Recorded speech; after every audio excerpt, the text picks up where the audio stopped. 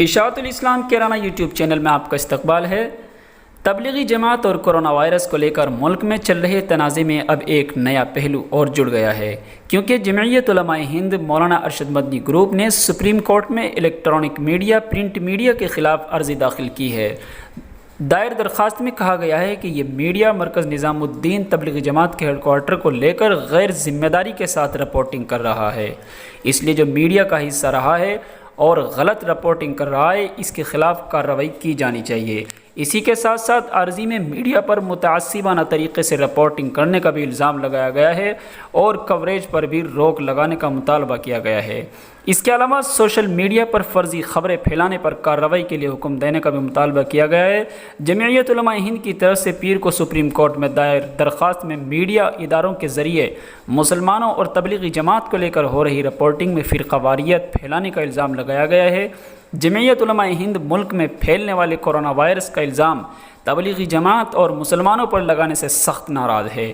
اپنی عرضی میں جمعیت علماء ہند نے میڈیا کے خلاف کارروائی کا مطالبہ کیا ہے۔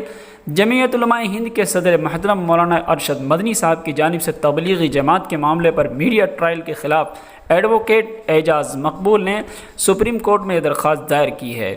جمعیت علماء ہند نے سپریم کورٹ میں دعویٰ کیا ہے کہ نظام الدین مرکز کیس کو میڈیا نے فرقہ وارانہ بنایا ہے۔ ایڈوکیٹ اعجاز مقبول کی جانب سے دائر درخواست میں کہا گیا ہے کہ تبلیغی جماعت کے کچھ حصوں سے متعلق پرنٹ اور الیکٹرانک میڈیا کی رپورٹ نے پوری مسلم قوم کو نشانہ بنایا اور مسلمانوں کی توہین کی گئی، ان کی دل آزاری کی گئی۔ درخواست میں کہا گیا کہ میڈیا کے ذریعے جو رویہ اختیار کیا گیا اس سے مسلمانوں کی آزادی اور ان کی زندگی کو خطرہ لاحق ہو گیا ہے، جو دستور آئین میں دیے گئے رائٹ ٹو لائف کے بنیادی حق کے خلاف ہے۔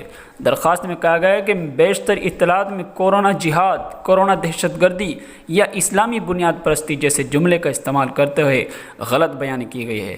اس پٹیشن میں متعدد سوشل میڈیا پوسٹس کو بھی درج کیا گیا ہے جس میں غلط طور پر کووڈ-19 کو پھیلانے کے لیے مسلمانوں کو ذمہ دار ٹھہرایا گیا ہے۔ اس کے ساتھ ہی جھوٹی اور جعلی ویڈیوز کا بھی ذکر کیا گیا ہے۔ عرضداشت میں کہا گیا ہے کہ نظام الدین واقعے کی کوریج کرتے ہوئے ایک خاص طبقے کو نشانہ بنایا گیا ہے جس نے مسلم برادری کے معاملے میں دستور ہند کی دفعہ آرٹیکل 21 کی خلاف ورزی کی گئی ہے۔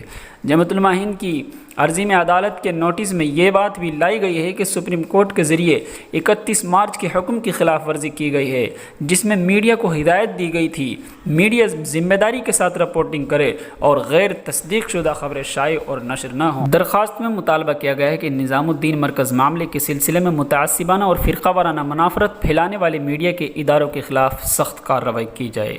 دوستو، ایسے ہی ویڈیوز کے لیے ہمارے چینل اشاعت الاسلام کیرانہ کو ضرور سبسکرائب کریں تاکہ آپ کے پاس ہر خبر کی اپڈیٹ پہنچتے رہے۔ گھنٹے کو دبانا نہ بھولیں۔